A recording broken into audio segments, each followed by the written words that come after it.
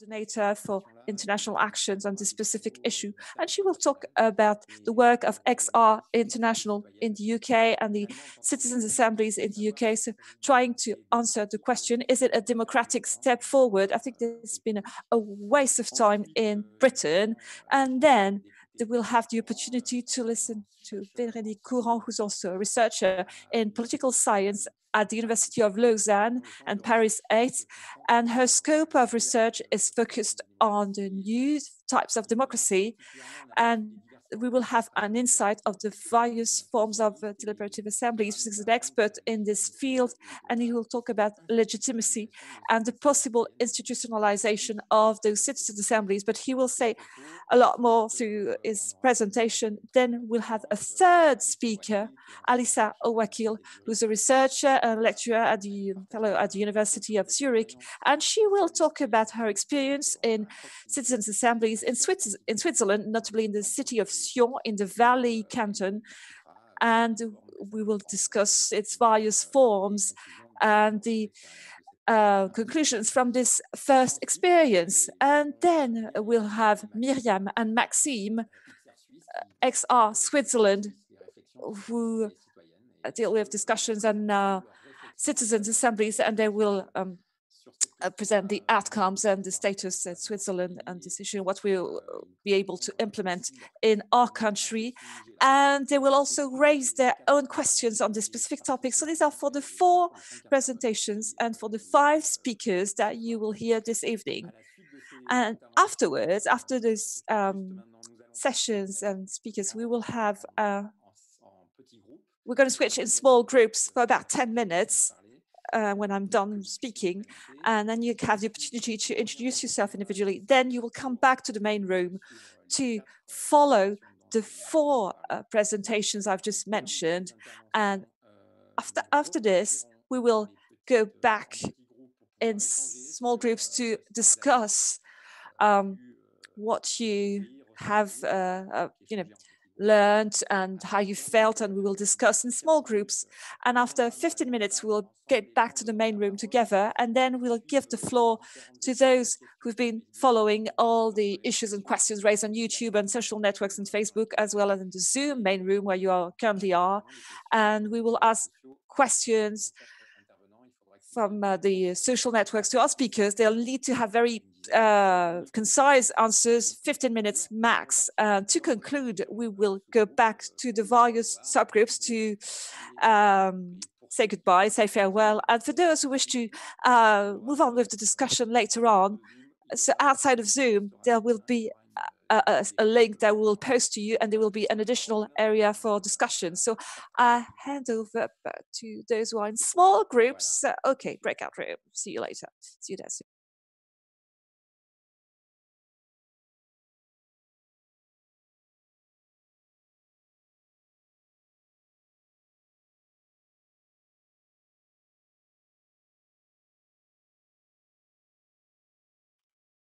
Hello to all those who are listening to us on the social media. So we have our participants on the Zoom call joining their breakout rooms for introducing themselves. If you have some flatmate you'd like to speak with, if you're not alone, then that would be good. If you also can get involved that way.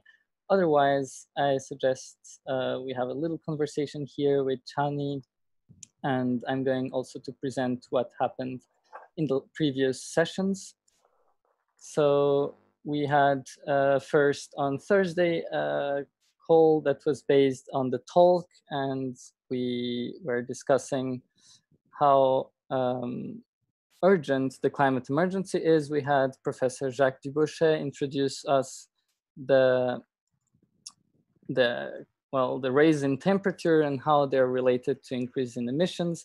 And with these very striking graphs showing exponential growth of both temperature anomaly and CO2 emissions, and showing how, well, by burning fossil fuels, we're clearly just triggering climate change. That was nothing new. Then we had Professor Simeon Max from University of Zurich, and he was speaking about something that is less spoken about, the soil restoration. And there, we learned that actually, so trees, by planting trees, we have a potential of carbon storage that is equivalent to how much carbon we have in the atmosphere right now.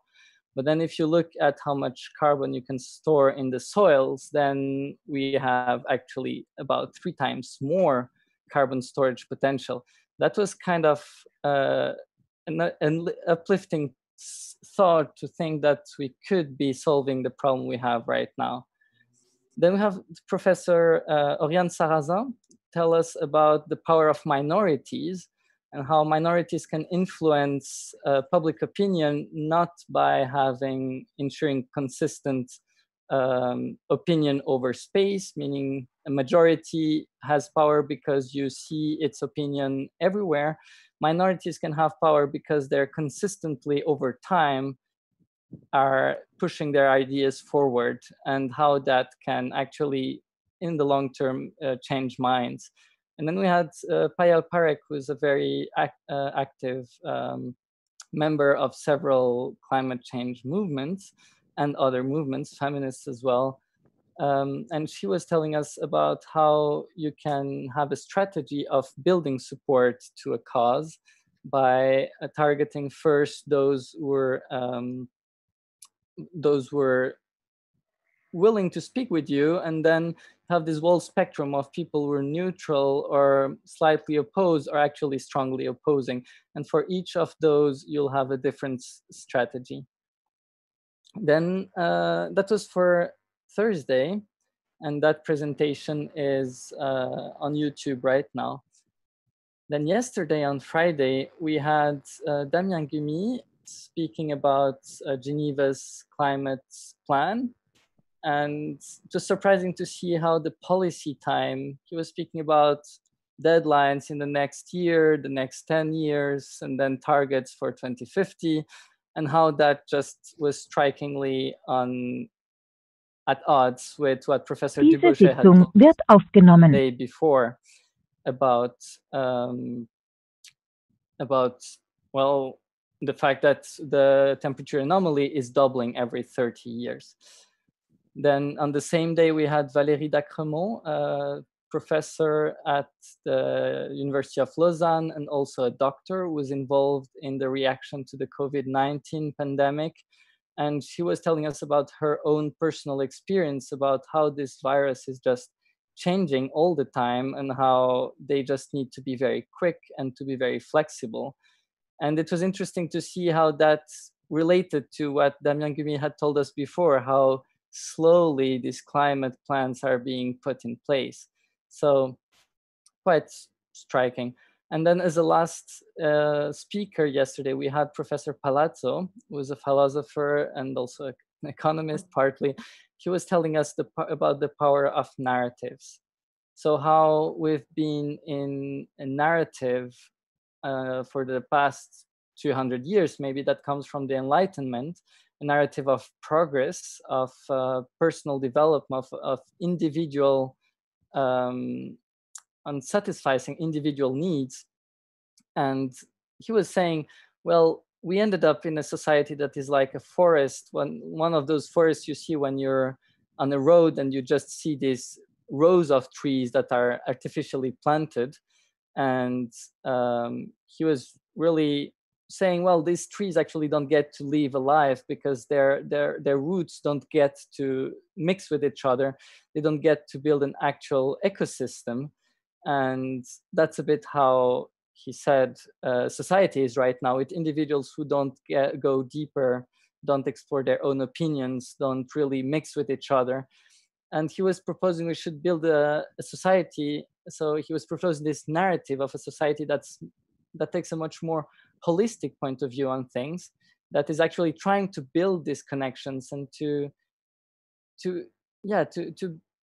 build an ecosystem of ideas with these roots that are mixing and all kinds of other species and animals that can develop, and how that narrative would empower us to go beyond the issues and the challenges we're facing right now. So that was Professor Palazzo, and that was yesterday. I'm very much looking forward to what our guests will speak about today. You'll also know tomorrow there is a presentation on transition. We'll have several people who will give us their perspectives on the transition and how they how they see that. We have Professor Dominique Bourg, a lot involved into sustainability, but also how do you get further than that. He used to be a professor at the University of Lausanne as well, and now is actually active in several associations. We have Philippe de Rougemont active in the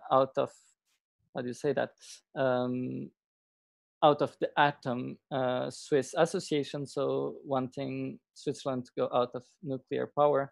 We'll have Pascal Lestrade, who's running an energy efficiency program of a public utility. And then we have,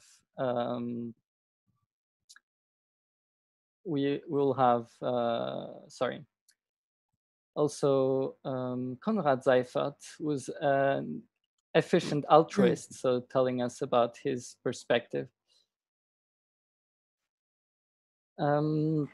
This being said, I wanted to join in a conversation with Chani and ask her what she thought about these previous presentations. Chani, can you hear me? And thank you very much for this very interesting introduction, and especially with this topic of this bigger narrative. I would like to share also with you some empowering perspective on an evolutional bigger picture, as from this evolutional perspective, we are right now in a paradigm shift. And for those who don't know exactly what is a paradigm shift, 500 years ago in the 16th century, the people had the idea that the world is plan. And this was the old paradigm, and due to the shifts, boats, floats didn't cross the ocean, the globe around, but they passed from Europe around Africa to reach India. And then scientists with Galileo Galilei discovered, oh no, the world is round, and then started a new paradigm, the mechanistical, and this was extending to all this visible stuff. The scientists started to make research on the visible things, and they started to analyze how it works. And within this paradigm, we make a big progress. And now, since around 50 years, is another paradigm shift to the systemic approach. And now we are extending our knowledge to all these invisible things, like our emotions, the power of our mind. And what is very interesting and fascinating to me, because this new paradigm, this systemic with these invisible things, is exactly organized and self-organized and decentralized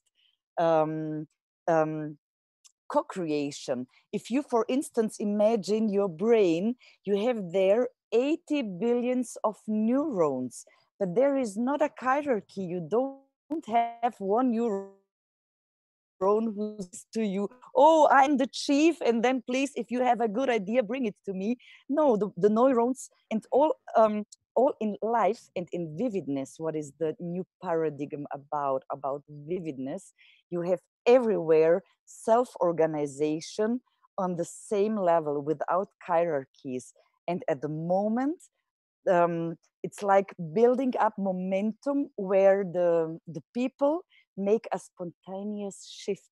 And this is maybe one of the most exciting moments from my perspective, out of a social scientific perspective, to see how people connect, how they make citizen assemblies, how they connect to co-create projects, how they come more and more to develop this momentum to make this shift. And then when we do this shift, I'm convinced that all these problems that we have with climate and with all these ecological emergency, that this will be solved, as this is something like seeding. And when these seeds go out, then when this shift is done and when this spontaneous change of patterns to the self-organization come, and out of this evolutional perspective, what I can see is starting with the momentum. And then, so I'm very, very hopeful for the future. Yeah, tell me. Yeah, Chani, thank you very much for that. Yeah. So we'll start planting seeds now because our participants are back and we can start again. And I'm giving the word to Cécile. Go ahead. Thank you.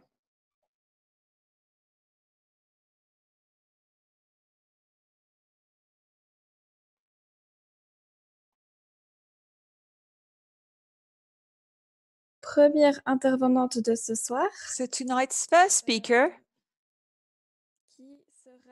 her name is Nessie Heinesmatter, and she will talk about the implementation of citizen assemblies in the UK.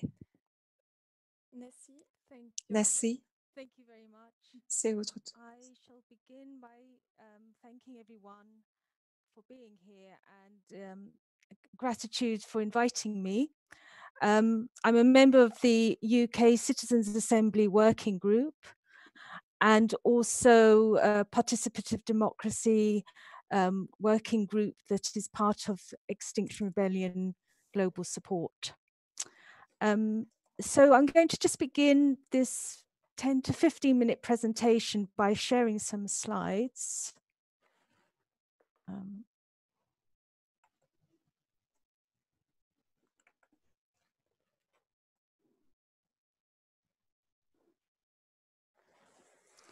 I will just put it on the full screen mode. So we are in the process of a climate assembly in the United Kingdom. And it is actually on hold. We had 2 more weekends to go because of the coronavirus and the lockdown, of course. Actually today, the second to last weekend has been conducted online, digitally, and it was broadcast today. So that is an innovation. But I'm really going to focus on the lead up, the journey up to this point. So just a really quick recap on what a citizens' assembly is. It is, of course, our Extinction Rebellion's third demand, which is that governments will create and commission and be led by the recommendations of the Citizens' Assembly. The beauty of this form of deliberative democracy is that it involves people from all walks of life. So full strata of the democratic landscape of your country to tackle the most complex and enormous issue of our lives and probably of humanity. And of course, it is so enormous. It's been very, very difficult for conventional party politics to address effectively. Just a quick recap for those who are not so familiar with the 3 demands of Extinction Rebellion. We have tell the truth, so that our basis, our raison d'etre, is about the science, the evolving science, which reflects our truth on the climate and ecological emergency. And this, of course, includes global justice, because global justice must run through as a thread through addressing this calamity. ACT Now talks about, of course, biodiversity loss coupled with our need to decarbonize radically, transformatively. And then our third demand, which we're focusing on today, is beyond party politics through deliberative democracy. So presently, now coming from the UK perspective, we are seeing that our parliamentary politics is not fit for solving such long-term problems. And that the agendas are often very short-term. In our case, it's 5-yearly cycles usually of elections. Politicians often rely on opinion polls. Representation, well, they're representatives of parties, but aren't usually or often representing the people's views, the nuances of people's views. And of course, there is the very strong influence of lobby groups. And often the lobby groups involve the powerful, those who are financially hugely influential in our capitalist system. So citizens' assemblies, of course, it's an ancient form of democracy, but now it has come to our present as a novel form that is spreading globally. Here we have a list of the advantages of being able to implement a citizens' assembly. One of the greatest things is that it allows for learning, structured learning, followed by deliberation. It's also transparent and publicized. That is extremely important to give it legitimacy. There's a little graph. I'm aware of the time. So as you see, we have random selection or sortition, stratification. So we ensure that it's a reflection of the public at large, often referred to as a microcosm or mini public. We have deliberation and then the drafting of recommendations. And then ideally implementation by the government in question. We have already really followed the scope and scale. That's very important as well. And decision-making power, so that the recommendations have some kind of binding or at least some kind of real effect, and that people have understood that the effort they've made to take part in this deliberation really has made a difference to their lives. I belong to the National Citizens Assemblies Working Group, and we are very much an educational base, outreach, of course, spreading the word and lobbying, using that term in a very positive way. This is our contact, but you can always ask me for any further contacts. Okay, so now on to the UK Citizens Assembly. It was launched last year by 6 cross-party parliamentary committees. So backbenchers, not necessarily people on the cabinet and not people in government. At the time, it was a different government. And it was launched, I believe that 30,000 invitations went out in November, and 80% of those were randomly selected from the Royal Mail's postcode address file. 20% were randomly selected from the most deprived areas, simply because there was an estimation that response rates would be lower. And people could receive, people who received invitations could reply by phone or online.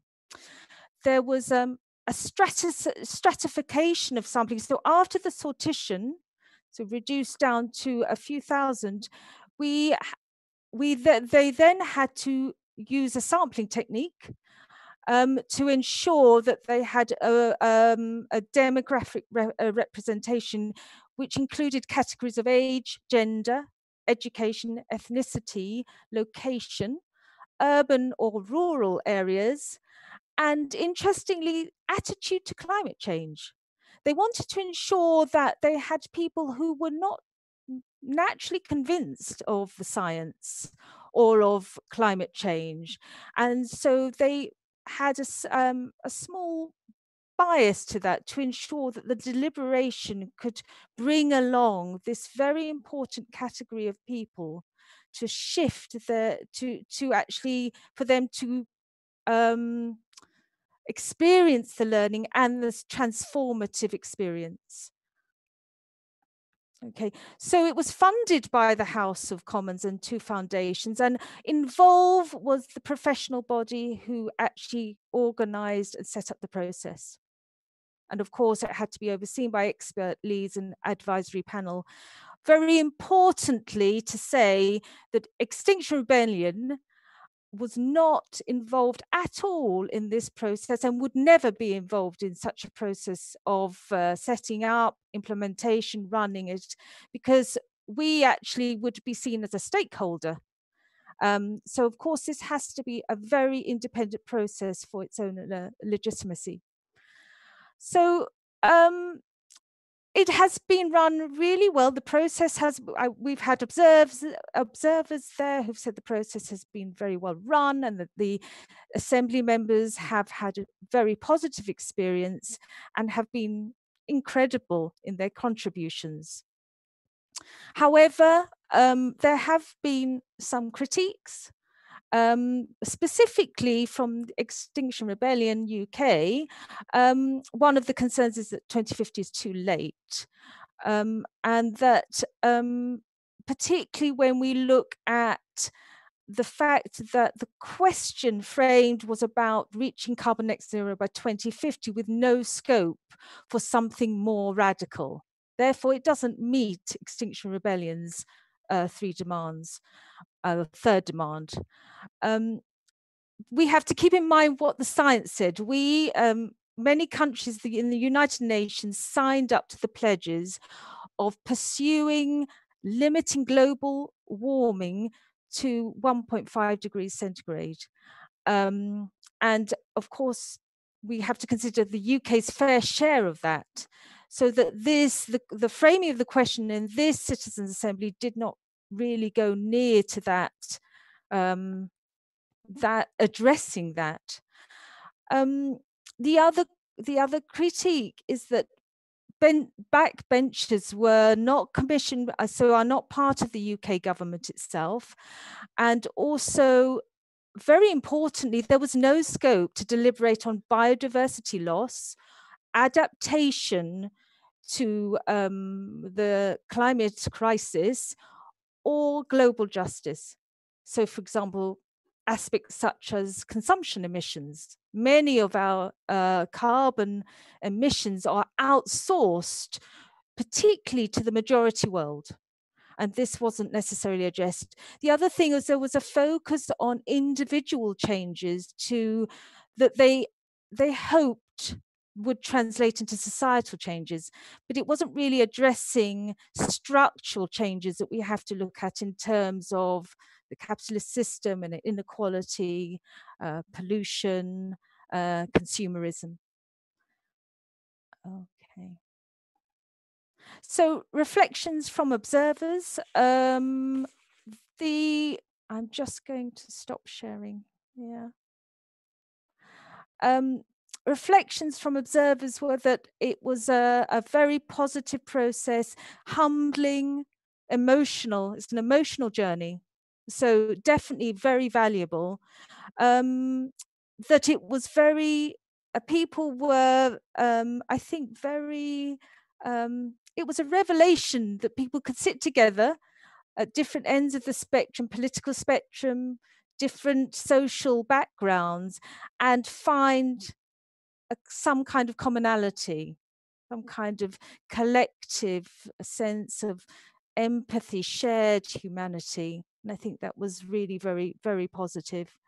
I think that there was a criticism, there wasn't enough time. A lot of one of the things that was commented upon was a lot of the presenters had to telescope down. That was one of the expressions they used in trying to explain concepts, quite complex concepts in 10-minute presentations.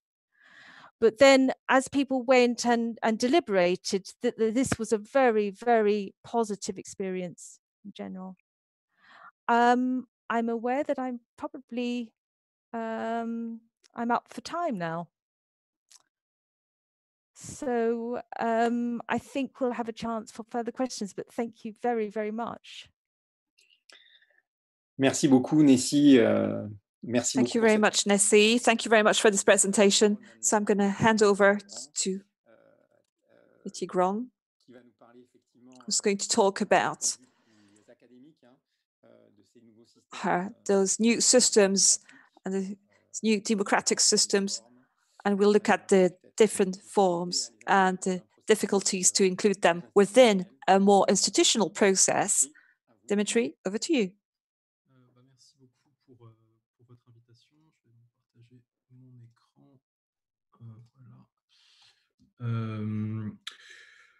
Donc, voilà, je vais vous parler. So let me speak in English. My mother tongue is French, but I prefer to speak in English because this is an international event, and I'm going to then use English. But you can find equivalent information in French. So, alors, merci.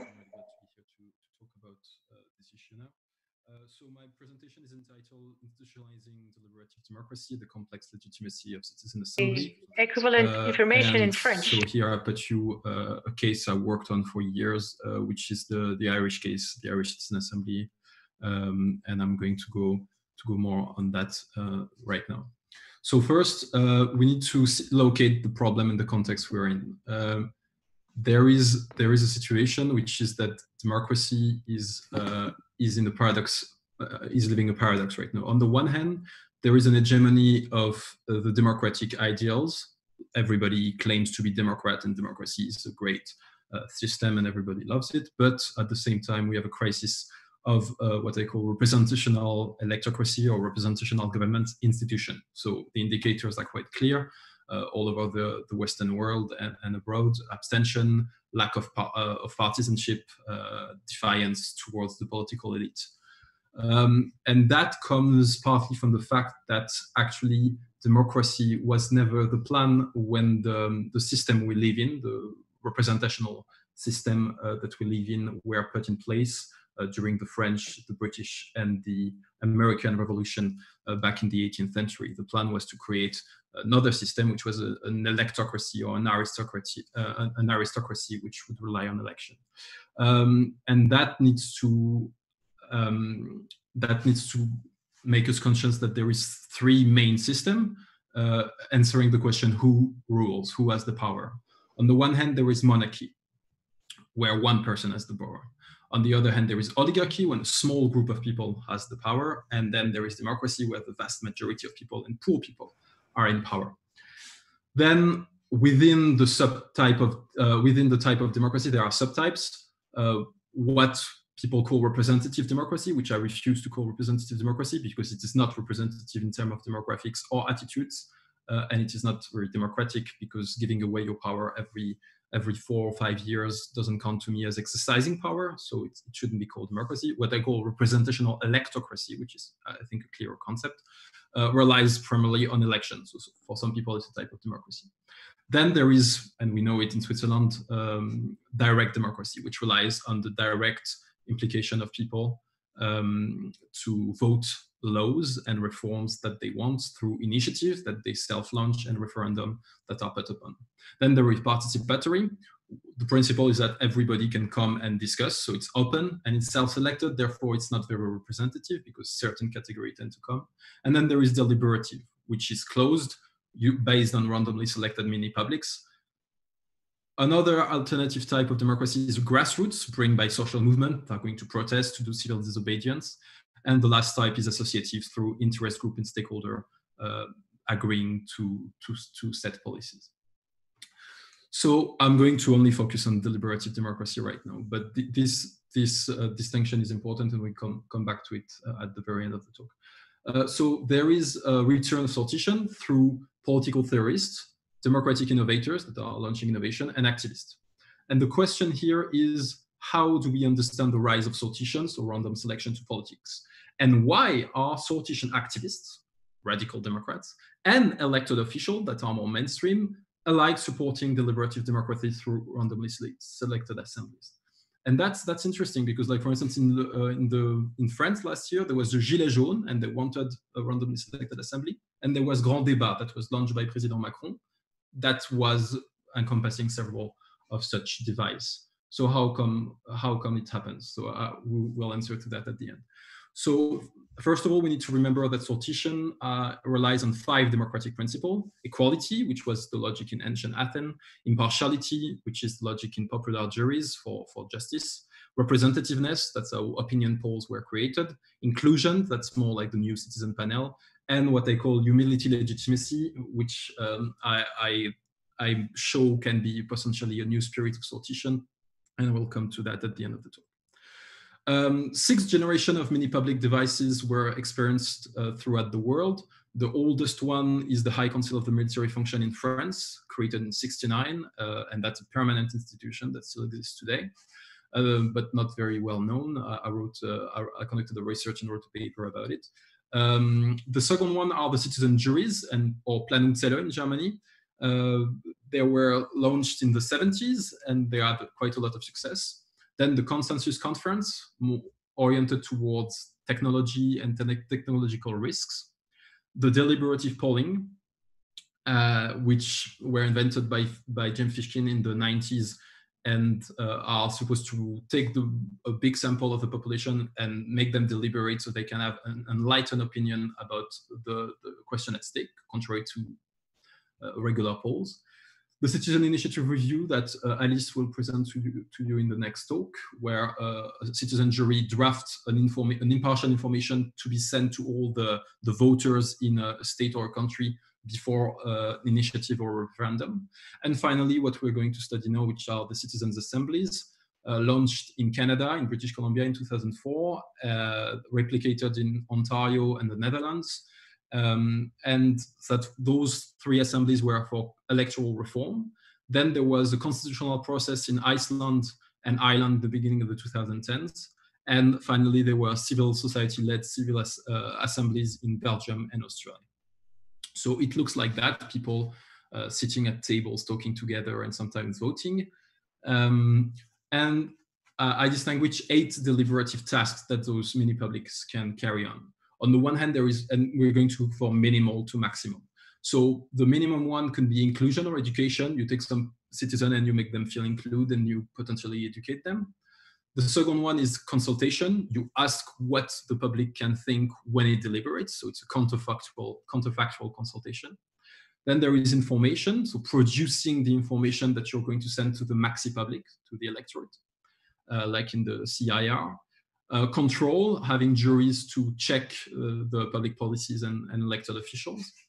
Allocation, in some participatory budgeting, the jury has money and can use that money to spread the money as he wants to sponsor some project.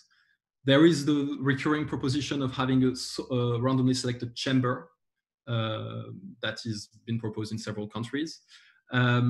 There is the proposal of using mini-publics for revising or writing a constitution.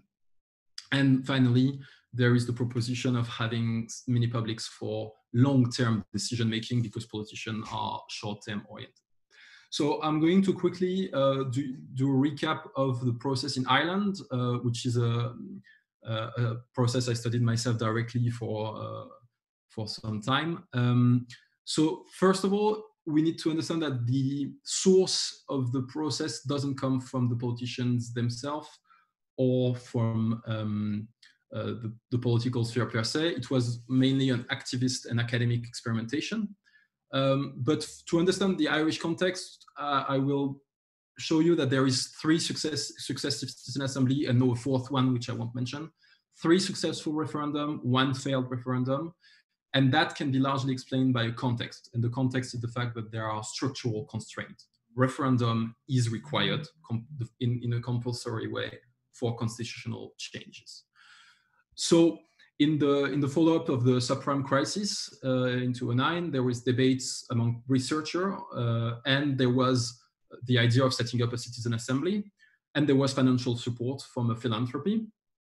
In order to set the agenda, which are the topics that are going to be discussed at the Assembly, the organization, which is called With the Citizens, held 7 participatory meetings, so open across Ireland, then had a randomly selected citizen assembly of 100 citizens gathering for 1 weekend to tackle 3 topics, which I put there, and then they use they used lobbying to say to political parties and politicians that it would be a good idea for having a state-sponsored one.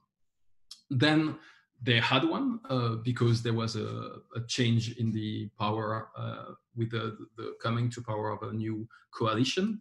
They hesitated having a citizen assembly or expert and politician, and they opted for a hybrid device of 66 citizens, 33 politicians, and a chair. They received quite a lot of submissions, so propositions from the civil society to 2,500. They had 8 imposed topics that were given to them by parliaments, and they chose 2 other topics with the public. So they did public open meetings to consult the population. They drafted 40 propositions, 4 were rejected by the government. And within the convention, 75% of the citizens saw trust in politicians increased. Then there were 3 referendums, 2 in May 2015, marriage equality, so legalizing gay marriage, that was widely approved by the population, and presidential aid that was widely rejected by the population, and then another one on blasphemy in 2018 that was approved. So there were I'm not going to read, but here were the 10 different topics. You realize that there is no significant economic systematic shift that can come from those topics. We were on very targeted issue. And we also know that there was low public awareness that the CAs was working and proposing the proposal it was passed to referendum after. Then, and I'm going to try to speed up a bit, there was the Irish Citizen Assembly set in 2016, which I studied intensively from beginning to end. 99 sorted citizens and a Supreme Court judge to chair it, so no politicians this time. And the explanation is simple. The first topic it had to deal with was abortion, so 5 weekends on abortion, which is a very sensitive topic in Ireland. Then a topic on aging population for 2 weekends, climate change for 2 weekends, referendum for 1, fixed term parliament for 1. So abortion is clearly here a blame avoidance politics. So politicians don't want to tackle this topic, so they give it to a citizen assembly. There was a very successful referendum on abortion, 66% yes. Interestingly, the assembly itself voted 64% for abortion without restriction. 1 year and a half of deliberation and roughly 2.5 million euros spent. So there is an important division of labor. A citizen assembly is not a simple stuff. It's not just you put people in a room and they talk. That's a bit more difficult than that. So the sponsor, so we need to understand this division of labor. So on the one hand, there is the sponsor. So here is governmental parliaments, which request a mini public on topics or a topic of its choosing. So it frames it.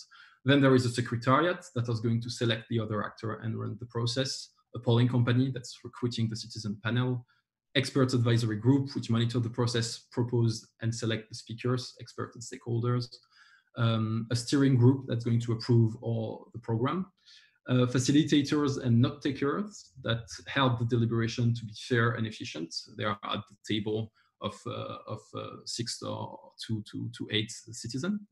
Then experts and stakeholders that are going to that are contradictory, so some for abortion, some against abortion, for instance, and they're going to inform the panel. Then the chair is going to chair the debates and present the report to Parliament. And finally, at the end, randomly selected citizens, they listen, they deliberate, and they vote. So, question: can we deliberate to save the planet? So so on the one hand, we have the 2 weekend deliberation of the Irish Citizen Assembly. On the other hand, we have the current French Citizen Convention for Climate, which I'm studying since day 1. Context after Gilets jaunes, so after a huge tension, the government drafted a mandate to reduce greenhouse gas and gives it to a citizen assembly, 150 citizens that are spread in 5 thematic groups: housing, moving, producing, consuming, and feeding. So in a sense, For some time, it worked more like 5 citizen juries than 1 citizen assembly. They gather for 7 weekends. The last one is yet to come. More than 5 million euros budget. Interestingly, contrary to other cases, they didn't have table facilitation. They also allowed for asymmetry of information between citizens and between expert talks. From what I can tell, it's quite expert driven. The experts have really a big role there, and the outcome is still uncertain. The government committed to put some stuff to referendum, put some stuff to parliament, but so far we are not sure. So there is limitation to the success and solution narratives, even though, and I should mention that right now, full disclosure, I think those processes are really interesting processes and they can bring very, very powerful changes, but it's not, nothing is perfect, so they're not either. So first of all, if you look at the recommendation of the Irish Citizen Assembly on climate, they are quite disappointing. They are not, even if we implemented them all, we won't save the planet with that. They heavily criticize the state. 9 out of 13 of their proposition criticize the state, instead of talking about capitalism, firms, markets, and so on, which actually contributes heavily to climate change. In a sense, it's an elite-driven process. So there are citizens, but the questions to vote were prepared by the Secretariat and Expert Advisory Group, and the report is drafted and presented by the chair. So there is mainly, even though sometimes citizens can choose, but there is mainly a top-down choice of thematics and experts in the way that they frame the process. And it's important because the input causes the output. If you look at the audition, they are the reflect of the recommendation and vice versa. So we have what some specialists call the tame democracy, leading to soft consensus sometimes, not always, but sometimes. Then also the question of representativeness. Initially, indeed, there is a strong claim of representativeness, but after the process, in terms of opinion, it's not the case anymore. You have what we call a counterfactual mini-public. So they have demographic diversity. There are people that are representing demographically the population, but in terms of their attitudes, their opinion, logically, it should have changed throughout the deliberation and information process. So sometimes the mini-public at the end of the process is no longer representing the opinion of the global population, which makes sense because what you want is to have a counterfactual mini-public that potentially doesn't have the same opinion as the population. If you look at the success, you have actually 3 failed referendums, 2 in Canada, 1 in Ireland. Actually 4 more in Canada, but I won't have the time to discuss that. And you have 3 successful referendums, all in Ireland. And you have that as well, because as I said before, it is compulsory to have referendums to change the constitution. Then you have 1 blocked referendum that was voted but never implemented in Iceland. And you have assemblies with 0 effects in Australia and Belgium because not states supported. And sometimes, even though the referendum is passed, it's hard to assess the impacts of the citizen assembly. For instance, for the gay marriage stuff, it's difficult to say that this citizen assembly really changed the vote on the gay marriage issue.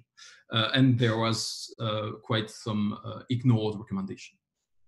So, are citizen assembly enhancing or taming democracy? So here we have to look at the issue of power and legitimacy. First of all, what is legitimacy? Legitimacy is the belief that X, which can be a person, an institution, a system, etc., is rightly, which I do not reduce to legally, entitled to do something. Speak for a group, collect taxes, send you to prison, declare war, etc. So how could citizen assembly have the right to deliberate and represent?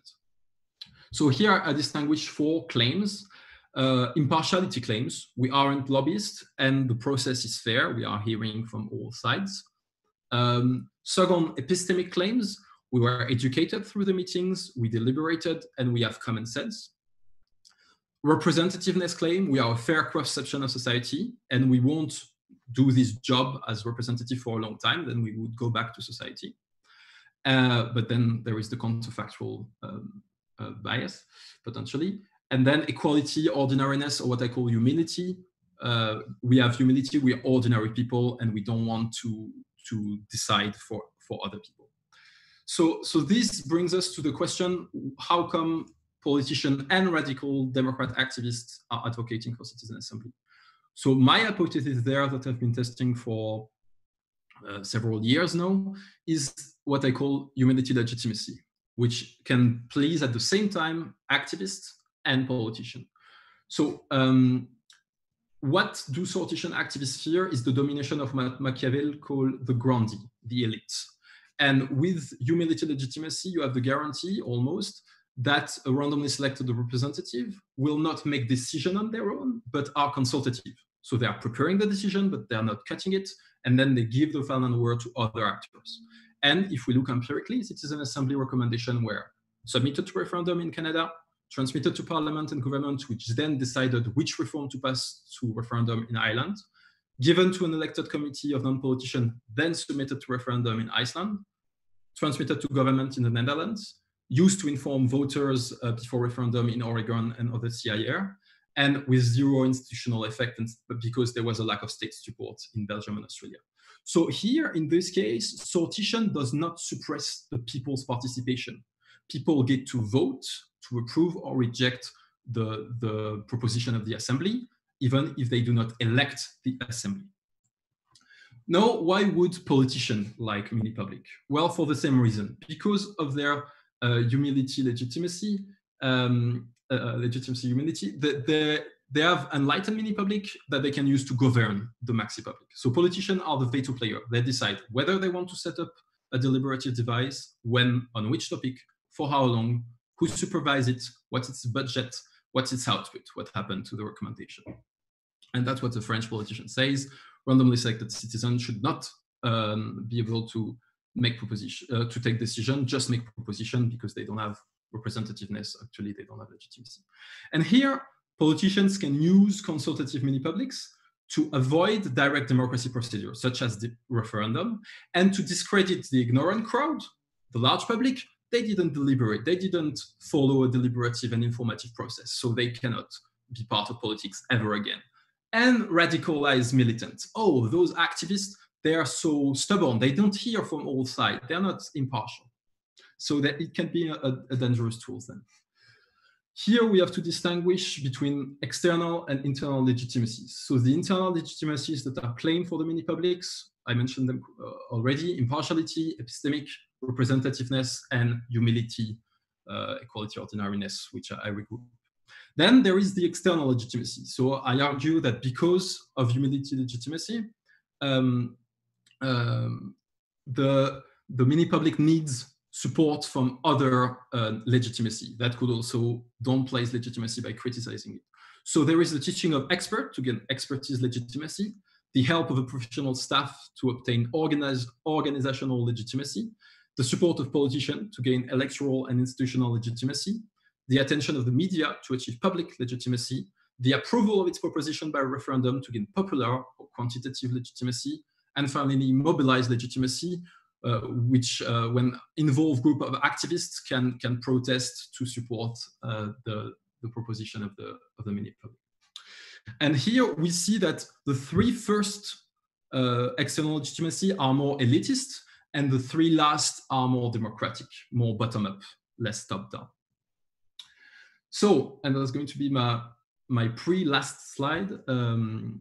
How do we think the institutionalization of a new democracy? So there are 4 questions to ask. Who sets the agenda? Is it a popular initiative like in Switzerland?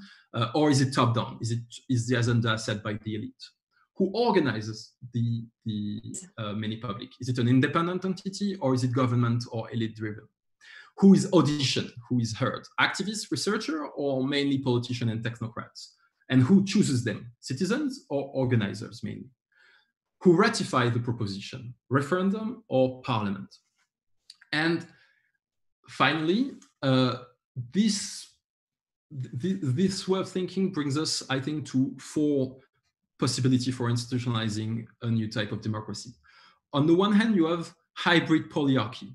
So here you have no institution. It is the current case in France, in Ireland. Whenever a citizen assembly took place, there was no constitutional rules about how to set up an assembly. The assembly was set up ad hoc, right? So here you have no institution. So you have a struggle between different groups, possibly activists, possibly lobbyists, possibly elitists, groups, politicians that are going to struggle to decide how big, which agenda, who organized, and then what happened to the proposition. So then it can be a very big varying outcome, and this leaves massive room for arbitrary devices.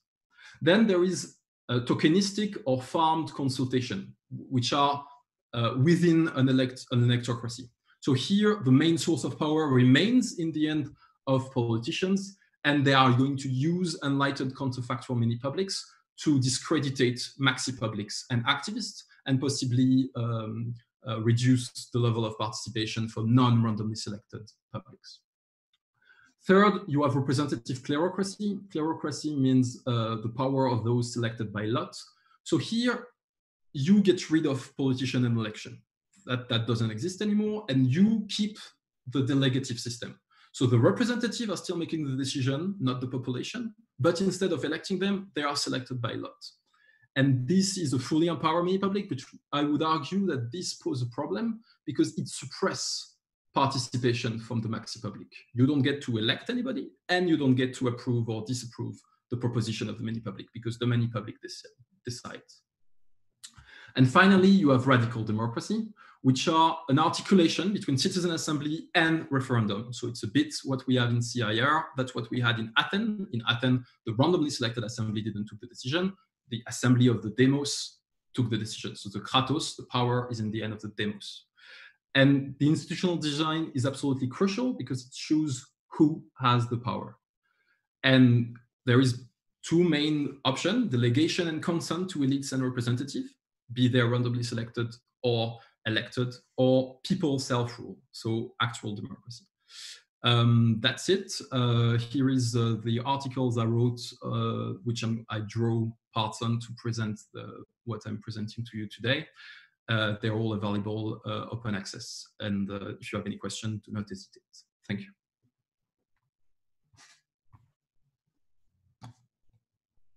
Merci beaucoup, Dimitri, pour... Thank you so much, Dimitri, for this presentation. It was so interesting. It shows how complex the theory and the practical elements of citizens' assemblies are. That makes us think and to reflect when we want to implement a new political system.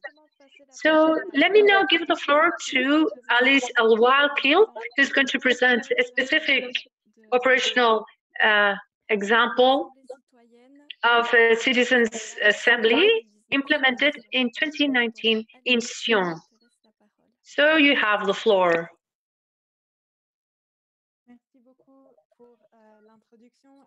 For présenter un projet de recherche dans lequel j'étais impliquée et je continue à être impliquée, qui s'appelle l'expérience Demoscan. Involved is called Experience Demoscan. So I would like to thank the two previous speakers who made excellent points, but I don't want to repeat them. But there were many interesting questions in the chat, so I try to provide you with as much information as I can about this experience, which could lead to the... Ma langue maternelle est le français. J'ai l'habitude de parler en anglais quand je m'exprime dans mes recherches, donc je vous demande un peu d'indulgence si jamais je cherche un peu mes mots. Voilà, donc je vais vous raconter l'histoire de Demoscan, du premier panel de Demoscan, qui fait partie d'une expérience de recherche vraiment, financée par le Fonds national suisse et dirigée par Nenad Stojanovic avec son doctorant Alexandre Geisler et moi-même qui suis associée de recherche sur ce projet. Et donc, j'apporte vraiment la perspective du chercheur et un peu de la partie organisationnelle. J'étais présente pendant les 4 jours de ce mini-public. Mais voilà, je suis aussi ravie de voir qu'il y a d'autres gens dans cette salle virtuelle qui participaient aussi d'un autre point de vue, entre autres Dimitri. Et j'ai vu qu'un de nos modérateurs est aussi présent ce soir. Donc, je pense que dans les petits groupes, on pourra aussi avoir d'autres perspectives. Je vais commencer par vous parler brièvement du contexte suisse, avant de parler vraiment de l'expérimentation à Sion en novembre passé, et dire quelques mots sur ce qu'on peut apprendre de cette expérience particulière. Je pense qu'une chose importante à noter dès le début, et j'ai vu qu'il y avait des grandes questions sur sommes-nous dans une démocratie ou pas, et je pense que c'est des questions essentielles. Mais il faut noter qu'il y a d'un côté les idéaux démocratiques qui nous encouragent à avoir des processus justes, égalitaires, inclusifs, qui donnent du pouvoir, qui redistribuent le pouvoir au plus grand nombre, et que d'un autre côté, il y a la politique politicienne avec des grands enjeux de pouvoir et qui justifie d'une certaine manière le fait qu'on ait certaines règles qui soient mises en place, et on espère que ce sont des meilleures règles que des moins bonnes règles. Mais en tout cas, on les considère comme des règles démocratiques dans la politique continue. Excuse-moi, Alice. Oui. Je t'arrête juste un instant, on a l'air d'avoir un souci d'interprétation. Emmanuel, Je traduis. Yes. Okay, now I can hear. Yeah, I've been interpreting for like 2 minutes. I'm sorry, I couldn't hear you. Now I can hear you. You can hear me now? Yeah, good. I don't know why I was not on mute. Okay. Go ahead. So one of the aspects in the procedure, which is very important, is the direct democracy, 3 procedures: the mandatory referendum, non-mandatory referendum, and other initiatives. And in the previous summaries, I heard that there was an idea that a minority could have different powers. So the different impact on popular initiatives are tools. Minorities in the population, there are minorities, and they could not easily influence the political process. In those difficult, direct democratic processes, all citizens have the opportunity to vote. And and also the minorities can suggest policy, or they may oppose policies that have been suggested by representatives. If you look at Switzerland compared to the rest of the world, and I think a lot of people share this point of view in Switzerland, I think we do have a good system compared to the rest of the world. People seem to have a high trust level in their elected representatives. From the outside, they look at Switzerland as a good example of social democracy. So there doesn't seem to be any notion that there's been a major crisis in democracy, as it is the case in other countries. So we have to take this question very seriously, and why we should change.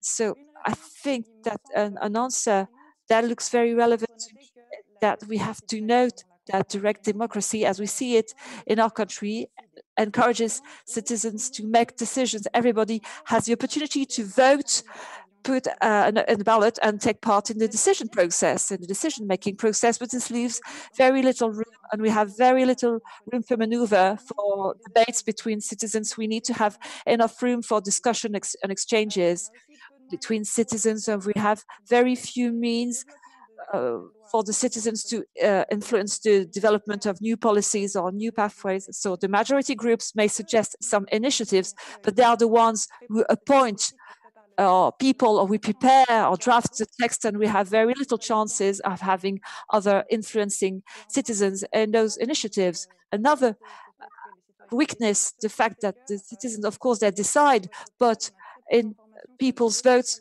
we have very little information why people vote against or for an initiative or in the referendum. And because we don't have the opportunity to discuss the reasons why they prefer this policy over another one, there's very little feedback sent to the elected representatives. So I think we have a lot of food for thought to devise new innovations in the political system. So the DemoScan experience, as Dimitri said, it was a small audience with a very specific role to provide information. This model was developed by researchers at the University of Pennsylvania, and then it was implemented, as Dimitri said, in 2008 in our region. So it's a democratic innovation to boost the participation of the citizens and give the opportunity to the citizens to debate until the referendum takes place. So it's an assembly that is obviously randomly drawn. So there are 3 steps in the process for this DemoScan Citizens Initiative review. First of all, we draw at random about 20 citizens to discuss a measure that is then subject to vote. It could be an initiative, a referendum. And discuss for 3 or 5 days with the experts, with the stakeholders from the various policies in favor of the yes or the no. And then they look into the stakes related to a specific initiative and the pros, the pro and arguments against. And then after 5 days, they write a pamphlet with the key information that they consider as essential to make a decision and provide information on this very initiative. And they also shortlist the most valid and relevant argument that can lead to an informed decision. Then the report or pamphlet is sent to all the citizens involved. So the experience we had in Sion in last November, that was the first experience in Switzerland experiment. So Sion eventually accepted to have it held there. So just let me talk about the context. In Sion, we have 35,000 inhabitants, 20,000 enfranchised. And there was a first pilot at the University of Geneva. We'll talk about it later. It was in March and April 2019. Just to say a few words about the pre-process, how we got that. The city of Sion was contacted in March 2019. On May the 9th, the main team was able to meet them and present the project, and things went really fast. And the political representatives of the city of Sion eventually agreed to collaborate on this project. The process itself all started in August with random selection of 2,000 enfranchised citizens. So this question was raised with the city of Sion. They all had to be citizens. Then 10% of the people received an invitation by the post to be involved or participate in this project. On August the 13th, there was a press conference where, on August the 13th, they sent back the letters to the 2,000 citizens, and 33% replied and said they were interested in taking part in this project. And 10%, about 200 people, said that they would agree to participate. So that was clarified in September, and during September, our colleagues created a representative sample, people who represent various backgrounds of society, and it reflects what is currently happening in the city of Sion. In October, of course, in Switzerland, we found out about the votes, the topics subject to vote just a few months in advance. And the team decided to perform this first experiment with on the initiative of affordable housing. So that was subject to vote in February.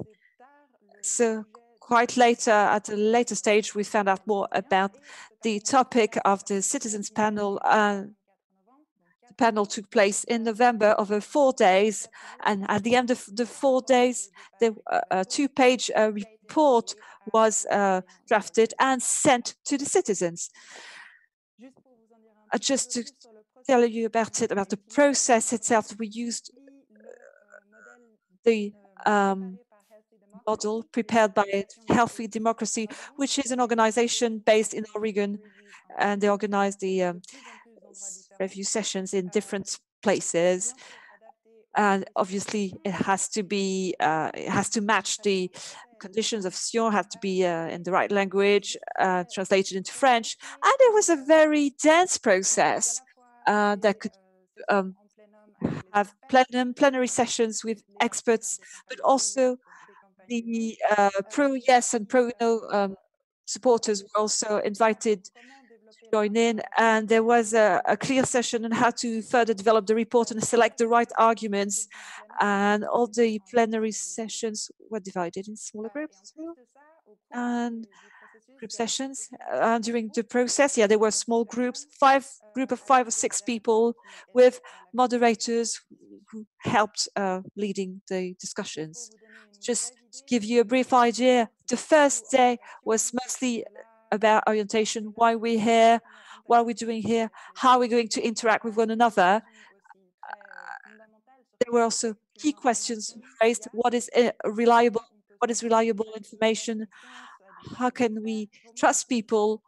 How can we ask the right questions and so on? The second day was really focused on asking questions to various experts and supporters, and with different panels of experts and activists and supporters who were able to answer all the questions raised by the panel members. The third day was about the drafting of the new points, arguments, and proofreading the arguments and everything. This was performed in small groups and in plenary sessions, and then we had to shortlist the best arguments. And on day 4, what arguments seemed the most convincing and could appear on the report. And then we had to draft everything and had the final comments. So the final comments was a very good moment. It was very emotional and very engaging because all the participants gave us a very good feedback. They said it was a great opportunity to interact with one another, and they had an opportunity they had never had before in their previous experiences. So just to get back to the point, because obviously, as you know, the budget is very important. So all participants to encourage the group, they received 500 francs for the 460 francs for the 4 days, 500 francs, sorry, 460 euros. So it's like 450 francs 60 per hour, and the medium rate in hourly rate in Switzerland is 28 francs per hour, and we offered them lunch and babysitting. After discussion with my colleagues, total cost, the approximate cost for these 4 days was of about 40,000 francs, 22,000 francs from the project. It was funded by the Swiss National Front for Research. It's really part of the scientific project. So 10,000 for the 20 participants, 12,000 for the teams, and 12,000 team expenses. And the municipality of Sion supported us financially by offering the free meals and technical material and the venue. Okay, so what happened next? Maybe it's less interesting for you. So we were able to follow up the process through surveys and to find out what people had thought about this particular experiment, and the report was eventually sent to all the citizens of Sion. So what we noticed when we looked at the outcomes of the votes and the results from our panels, so the results were more or less similar. The initiative was rejected by 57.1% of the Swiss, but within the panel, 57.9% of them rejected the initiative after the 4 days of deliberation. I'm going to skip this briefly. There were some other results of the survey. So the report was used. The report was used by different groups. As you can see, that compared to the other sources of information, the statement comes right after the voting brochure that was distributed by the Federal Chancellery. So it was taken very seriously. So if you want to find out more, I'm reaching to my conclusion. My question is, what can we learn from this experiment or experience? The first lesson, it's very optimistic because we are able to organize many public debates in Switzerland. It's possible at the municipal level,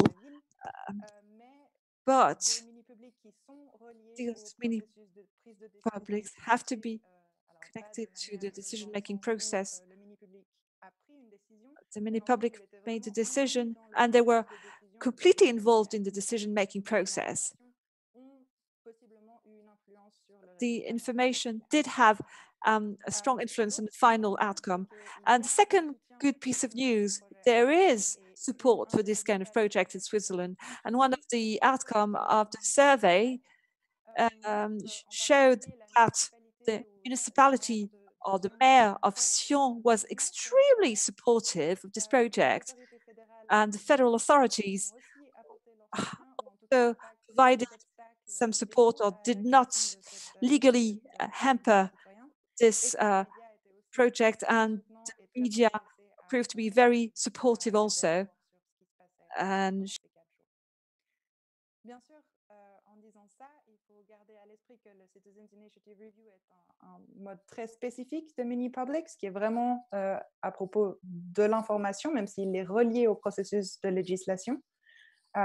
Et que voilà, c'est pas à propos de créer un nouvel agenda pour des nouvelles politiques, mais c'est à propos juste d'ajouter un espace d'information pour les citoyens.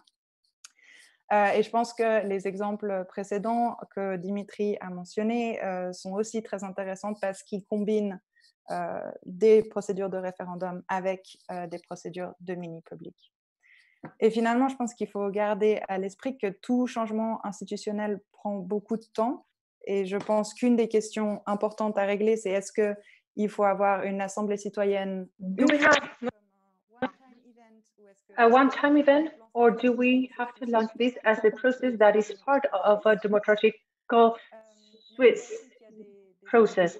But there are specific opportunities in Switzerland.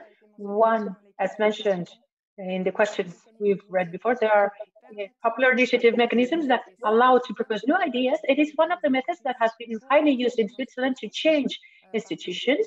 For example, the proportional election was introduced in 1978, and there are many, many other examples on the urgency right, for example. But of course, this takes up to 6 years until you start, until you get a vote. So another opportunity is federalism, when cantons are very independent and they have different levels of government. There are cantons that are more or less progressive depending on the themes and the institutions. There's not a single national value, but there are different municipal or cantonal or regional values. And finally, something which is also very important that links to what I said is the politicians. They really want to gain political support in order by organizing a one-time event. So thank you very much for your attention, and I'll be delighted to take your questions in the debate. Thank you, Alice, for this presentation, which relates perfectly with what Dimitri said. And the one by Miriam and Maxim, they're going to give a different approach for reflection and questions, even questions of the working group of XR Switzerland. So thank you so much. Merci beaucoup. Bonsoir à toutes et à tous. C'est magnifique de voir qu'on a tellement de participants ce soir avec nous. I'm glad to see that there are so many participants. So thank you for being here, and thank you to all the previous speakers for the contributions and having created so many inspiring ideas. Maxime, I don't know if you can share the screen, please. Parfait. Donc Maxime et moi allons vous présenter en quelques minutes le contexte et les objectifs de notre groupe de travail. Donc, nous représentons ce soir le groupe de travail d'Extinction Rébellion sur les assemblées citoyennes en Suisse. On va vous donner aussi quelques éléments de contexte sur comment on souhaite réaliser cette troisième demande d'Extinction Rébellion ici en Suisse. Et on va vous expliquer un peu aussi les interrogations qu'on se pose dans le contexte particulier de la Suisse, avec quelques éléments qui vont faire écho à ce que Alice et Dimitri ont dit auparavant. Donc les raisons pour nous d'avoir une assemblée citoyenne en Suisse, simplement pour remettre un peu le contexte, nous faisons face à une crise climatique et à un effondrement de la biodiversité sans précédent dans l'histoire de l'humanité. In human history, we're living la fenêtre d'alarme depuis plus de 30 ans et pendant ce temps-là, les émissions de gaz à effet de serre continuent à exploser, à augmenter de manière exponentielle. Et notre mode de vie consumériste aboutit finalement à détruire toutes les formes de vie sur Terre. Et on pourrait attendre, ça serait légitime d'attendre une réponse de la politique, mais malheureusement, elle ne vient pas et on n'a pas le temps d'attendre. On n'a vraiment pas le temps d'attendre. Et malgré les mécanismes qui existent en une démocratie particulière, nous pensons vraiment que la mise en place d'une assemblée citoyenne pourrait nous permettre d'étayer, d'avancer sur une solution de sortie de crise et de sortir de cette impasse politique. Donc, les grands avantages, vraiment le potentiel d'une assemblée citoyenne, c'est qu'elle est d'abord représentative de la population dans son ensemble. Les participants disposent du temps nécessaire pour acquérir vraiment une compréhension globale de la question qu'ils doivent traiter. Elles apprennent les faits, elles écoutent des experts, les parties prenantes, elles écoutent les personnes impactées. Et en fait, c'est vraiment en formant cette compréhension holistique du problème qu'elles sont à même de formuler une proposition qui finalement est de qualité et avec un impact vraiment positif pour le plus grand nombre et pas seulement pour des petits groupes d'intérêt. Le fait que l'Assemblée citoyenne soit justement issue de la population, ça lui permet aussi d'avoir une vision de long terme, puisqu'elle n'a pas le souci d'être réélue. Et elle présente aussi l'avantage d'être indépendante, puisqu'effectivement, en n'étant pas issue des structures traditionnelles de pouvoir, elle est aussi en quelque part à l'abri des risques de groupes d'influence.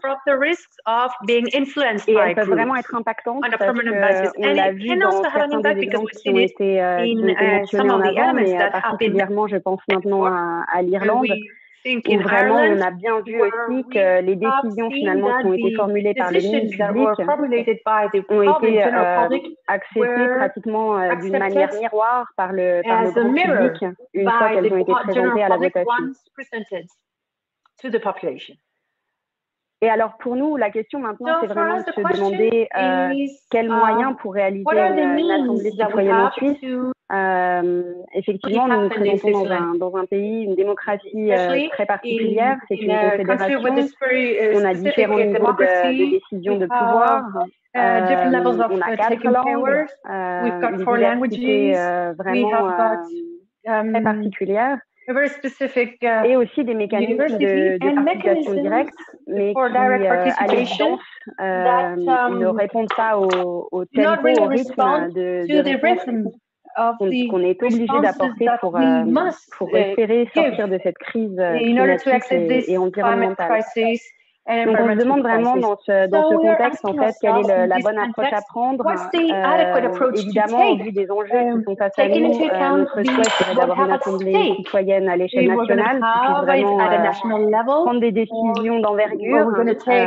On voit bien que c'est possible actuellement avec la crise de Corona. On voit très bien qu'il est possible avec la volonté politique de faire face à l'urgence. Et donc, évidemment, on aimerait qu'une assemblée citoyenne ait lieu à ce niveau-là, mais évidemment, avec le fait qu'on ait une structure fédérale et des cantons et des municipalités, il serait très intéressant aussi de pouvoir les impliquer et faire aussi des assemblées citoyennes à ces échelles précises. Et évidemment, on est très intéressé à observer sur la base des assemblées citoyennes qui ont déjà eu lieu dans d'autres pays, en fait, quels sont les facteurs clés de réussite. Et évidemment, pour nous, il est très important qu'on arrive finalement à avoir une assemblée citoyenne contraignante qui puisse aussi apporter toutes les conditions cadres nécessaires dès le départ pour pouvoir s'assurer que l'impact sera réel et que ça restera pas juste un essai comme on peut craindre que la Convention citoyenne sur le climat en France risque de évidemment, pour nous, il est très important aussi de créer une pression ascendante. On a bien vu dans les exemples précédents que les assemblées citoyennes qui ont bien fonctionné sont vraiment, elles ont fonctionné sélectionnées parce qu'elles avaient un appui massif de la population. Et évidemment, on a besoin de créer une dynamique et aussi de gagner les politiques actuelles, puisque, comme on l'a vu dans l'exemple de l'Irlande avec l'avortement, l'urgence climatique, c'est à peu près, ça partage disons que ça a un aspect commun qui est qu'en fait, bien que l'urgence soit connue et reconnue, la prise de décision qui serait nécessaire, en fait, c'est laissé de côté par beaucoup de politiques parce que ça mettrait vraiment en jeu leur carrière personnelle. Donc en fait, la question pour nous, c'est vraiment d'apprendre des exemples concrets et d'arriver à réaliser une vraie assemblée citoyenne impactante ici en Suisse. Et je vais maintenant passer la main à Maxime, qui va vous donner un peu plus de détails sur vraiment concrètement notre groupe de travail. Our working group. Thank you, Miriam. Can you hear me? The speaker says? Oui. Yes? Oui. Okay. So let me continue. I'm going to continue with the tools for Citizens Assembly. So, in fact, how people work on this. So we have an implementation scenario. We have implementation scenario at the scale of the city or the canton or the city, and we work with academic and legal experts. As Dimitri said, we look into the different options that we have, and then we develop the most realistic options. So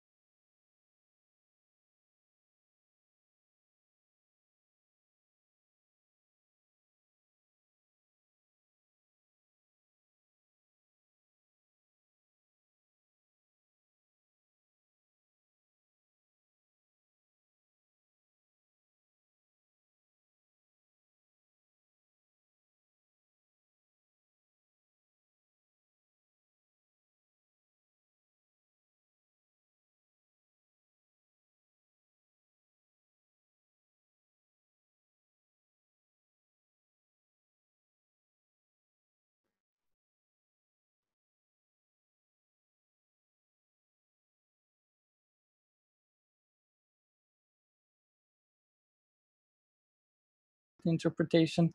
Emmanuel, can you hear me?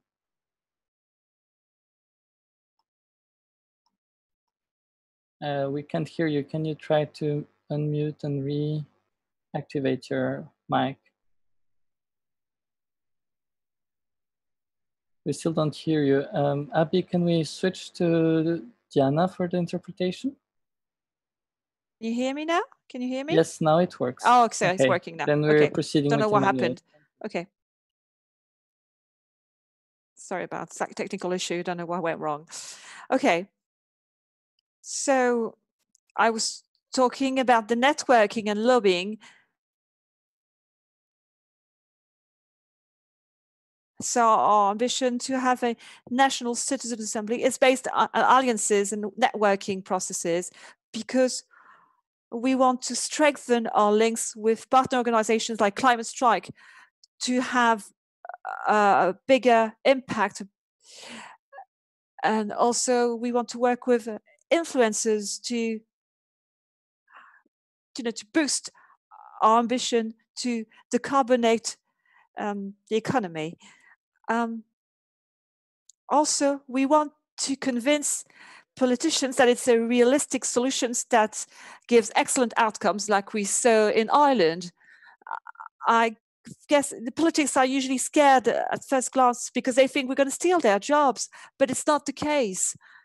As Miriam said, for Ireland, it's another load off their mind. basically, they didn't want to raise their voice about the abortion debate, but thanks to citizens, we were able to move forward. It would not have been possible if we had followed the standard procedure. And we want to gain more support, more people's support, because I think it is the key to successful assemblies. The idea is to have people's pressure, people to put pressure so that the politicians no longer have the choice to implement solutions or set up citizens' assemblies. So the idea is to set up citizens' assembly. The last point, the media's attention is very important. It's to disseminate our ideas in the public. So when the Citizens' Convention went a bit unnoticed, this led to a lot of debates in the public. Okay, that's it. So just a small part on how you can give your input, because we've been looking for people to join in to help set this up in Switzerland.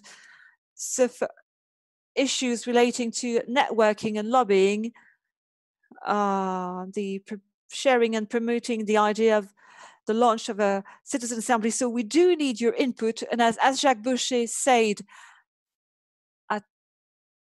on the first day, we can't afford to wait for the politicians to react, because we just have a few years ahead of us.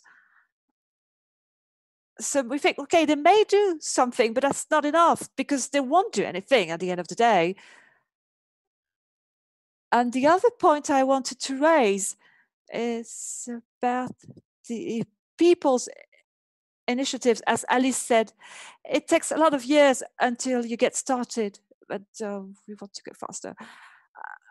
So the question, why should I join? Why I'm not part of XR? Well, to all the presentations that I've seen is that citizen assemblies are for everybody, not only for XR, and this could deal with other topics, not only climate emergency, although this is our main point and the main reason why we are meeting today. So we launched a new website on this topic called Citizens Democracy, and you can't see the XR label on the website. I mean, it's open to everybody. And we obviously want to have a broader reach than XR and gain people from all backgrounds. Thank you very much. That was great. Thanks a lot. Thank you very much for this presentation. So that was a very inspiring presentation. So that gave us an insight about the forthcoming projects. And we were meant to have a small pause for a break for discussion. So all the presentations for today were very fruitful. So we just run a bit over time. So I suggest we give the floor to two people who followed the discussions on Facebook and YouTube. So they're just going to provide us with a small summary, and then we will meet in small groups at the end of the conference. So I'm going to hand over to Mila, who will give us a brief recap of today's discussions. Yes, so good evening. So some questions were raised. Richard Smith asked how could we make sure that the citizen assembly are not corrupt by the capitalist system? And also another question is about the fact that citizen assemblies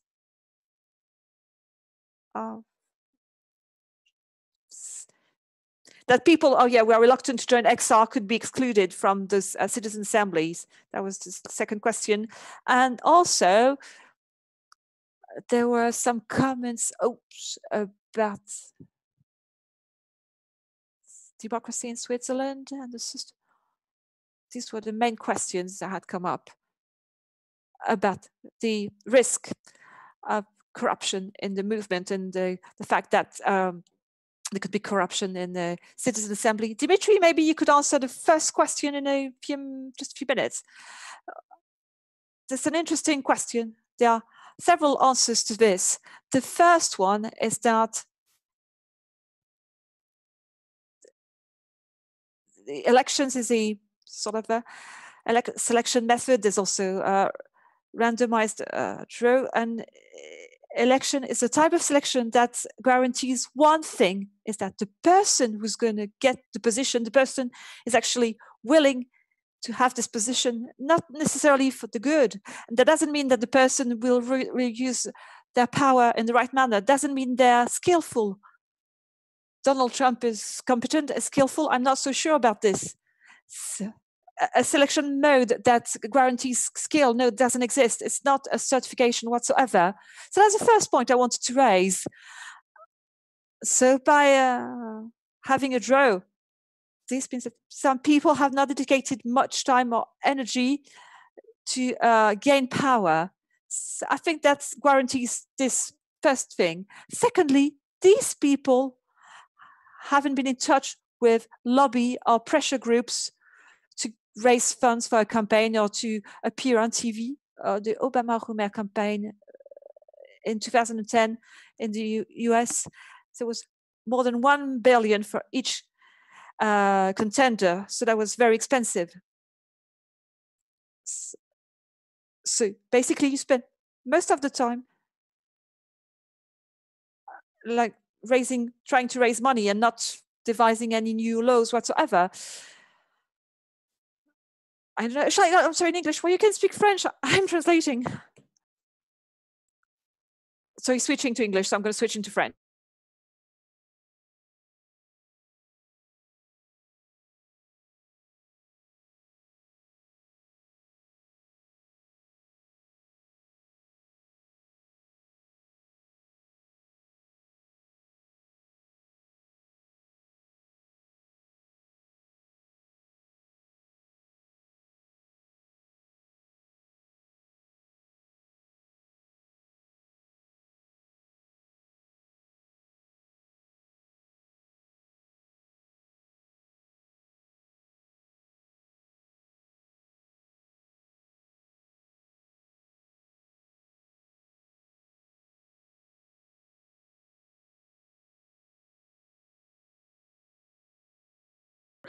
When it's done, you go back in your normal life. And if you didn't work hard for the policies to be better, you're going to suffer the bad policies you worked to create. And that's the thing, like when there is, for instance, a pension reform and that you know that the elected politicians in France have a specific pension scheme for themselves that is not affected by the future reform, you cannot expect them to do a fair reform for the other people because they're not affected by the reform they're drafting. And it's the same for the global elite situation. You are not affected because you have money, because you have power, and because whatever is going to happen to ordinary people won't happen to you. But if you're randomly selected, it's going to happen to you as soon as you step up, or even during the Citizen Assembly. You're going to suffer from the policy. So, so that's more reasonable to expect. And also, you don't have the partisanship logic. Impartiality means also that you don't have a party. And when you hear the speakers, you hear them from all across the spectrum. There is some that are for abortion. There is some that are against. There is some that say that nuclear power is great. There are some that are not. And so this way you are open to do that, and you don't have to get re-elected. You don't care.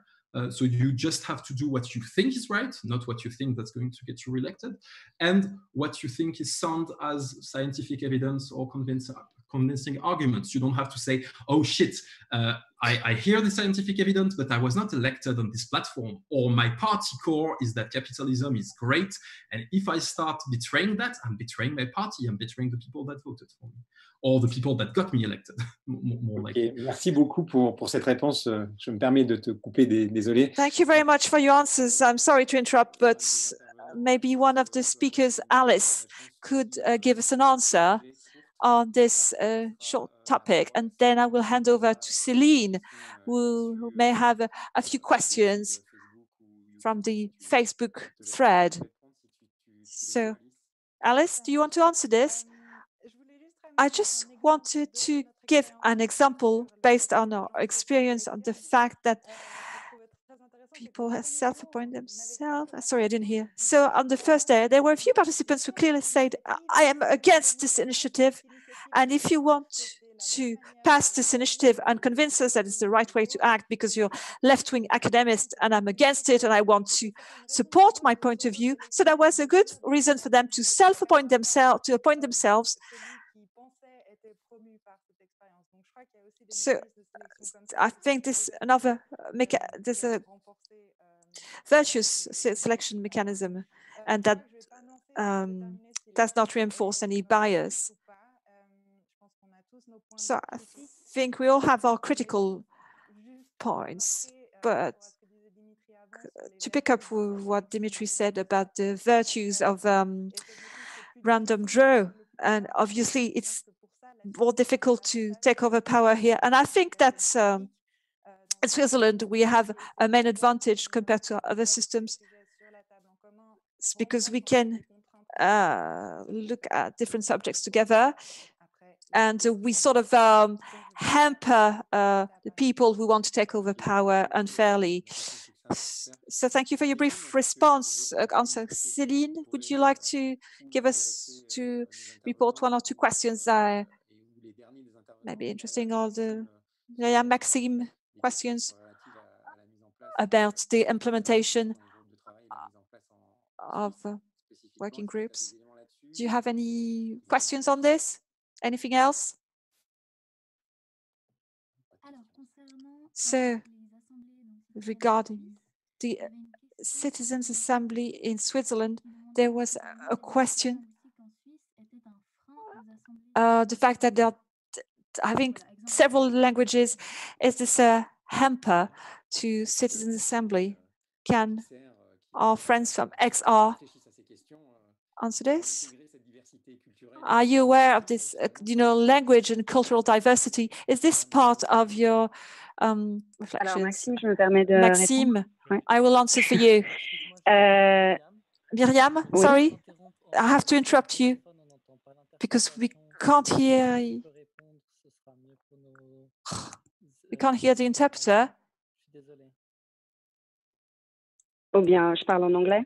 Ouais. Enfin, vas-y si tu veux, Maxime. Okay, so.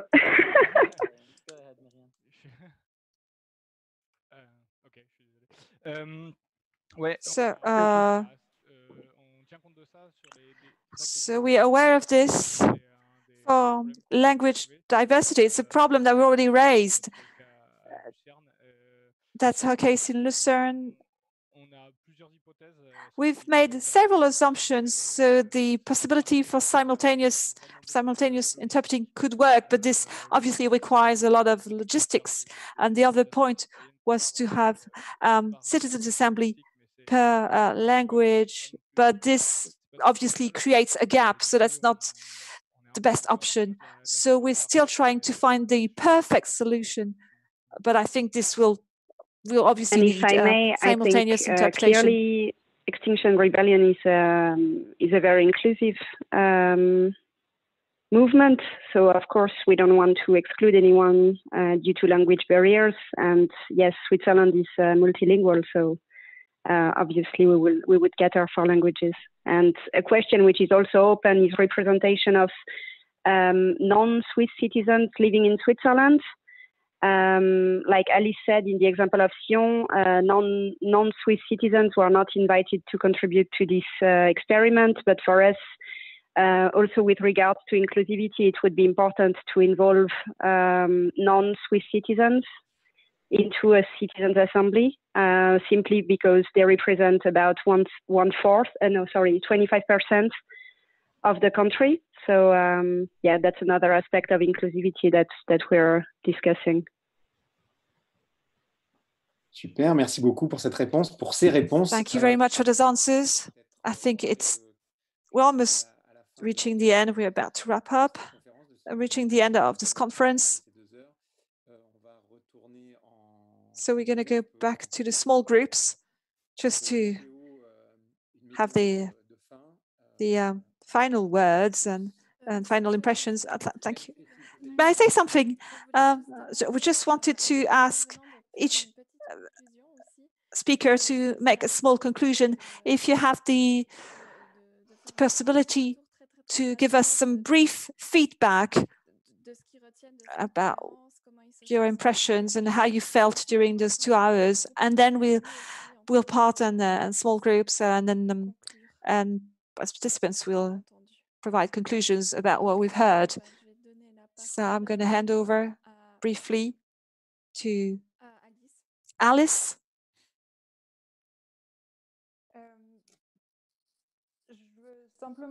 I just wanted to thank you. Thank you for organizing this event. All the presentations were very interesting. I think there's a lot of food for thought, and I'm not going to repeat myself, but still I think it's very important that we have citizens' assembly in Switzerland, but we really have to clearly define what assemblies do we want and what are the goals of those assemblies and how could this be rolled out in advance. But I'm very confident for the future, and congratulations for your work, and thank you very much. Thank you. Thank you for your participation. So I think that Nessie wanted to say something. Nessie? Yes, I just really wanted to quickly impress that Extinction Rebellion is amplifying the call for a citizens' assembly through its third demand. It would certainly not run or implement it. So anyone who would feel put off by the idea that citizens' assemblies are directly associated to Extinction Rebellion needs to understand that we are calling for one. And that is it. And then it will be taken by an independent professional body of actors and agency.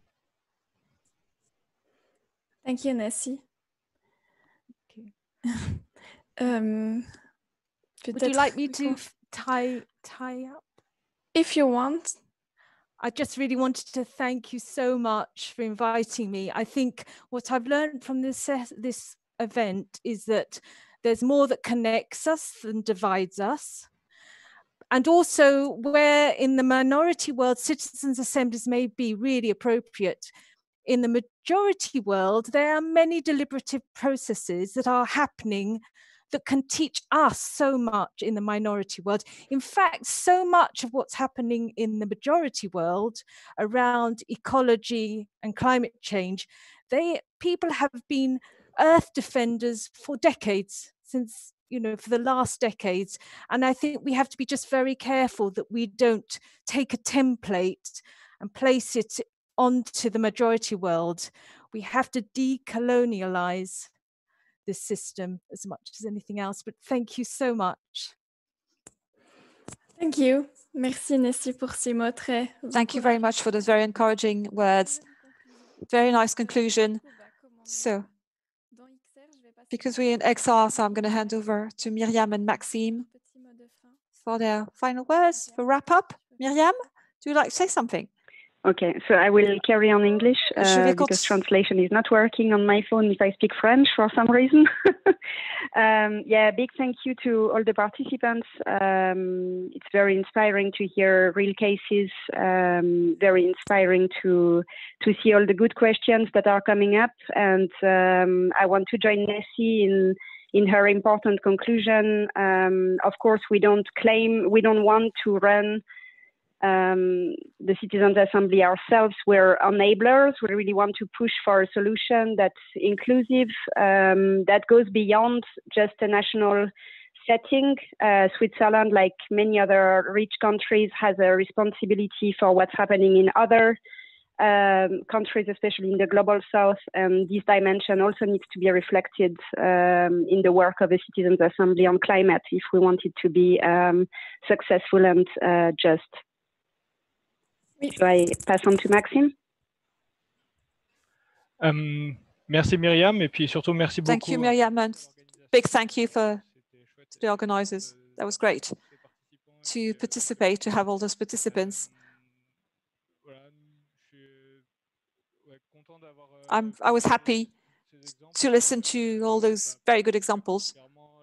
And I was happy that I had the opportunity to find out more about the Swiss example, where we can see there are great opportunities ahead of them. And thank you very much for the organization. Thank you. So I'm going to hand over to Dimitri, and then Thomas, who will wrap up. Right. So I join myself to congratulate the team that organized this event. They were really professional the way they did it, and it was a pleasure to take part in the discussion. I hope I didn't break the mood too much, but I would like to stress the fact that a citizen assembly can be many things, and it can be something you're not going to like.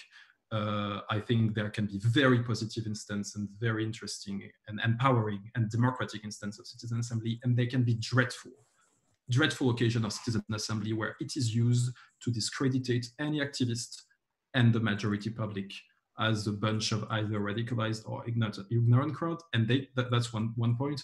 It can also be something tokenistic that has no influence and no impact on policies. And finally, it can also be something that is very badly run, very skewed, where some experts and some part of the frame have a lot of power within the assembly because they are the only one being auditioned and all the other ones are kicked out. So I would encourage everyone that is interested in the topic to be careful, because the devil is in the details, and we need to be conscious of that if we want the process to be successful, both to save the planet and to enhance a real democracy, which we haven't tasted really so far. Thank you again, and I hope the debate will go on. Thank you. I would just je vais donner la parole à Thomas. I'm going to hand over to Thomas, who's going to give us the words of conclusion. Okay, thanks, Cécile. So with this, Merci. we're done with this part of the conference. I'll invite all the Zoom participants to go back to their breakout rooms so they can have some concluding remarks between themselves. And before we do that, I'd like to thank you all for being here today and remind you there is another conference tomorrow at 3 this time on the possible futures. This will be also on Zoom, and you can find the link online or on the chat. We also would like to thank all the organizers and the guests who are here, who accepted to be here, as well as the team from XR International who was broadcasting this live.